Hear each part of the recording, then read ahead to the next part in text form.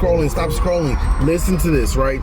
Yo, so if I'm out and I'm bow fishing, I have a bow in my hand or I have a crossbow, and you see me sneaking around like I'm doing something, bro, don't come up to me excited yelling, hey man, what you doing? Hey bro, that's so cool. Bro, if you see that I'm like hunting, right, read the room, right? There's something that I'm hunting for. There's a reason why I'm tiptoeing and creeping. And if you're coming up to me loud and I'm looking at you like, hey, shh, shh, shh, don't get mad at me when I'm shushing you when you see me in the middle of doing what I'm doing, right? That's something that gets me upset. Sorry, I had to just bring that out. So if you're ever out there, you see a guy with the bow and arrow or whatever, and he's tiptoeing like he's sneaking up on him, don't blow his spot up, man. Don't blow it up. You see he's there doing something. Read the room.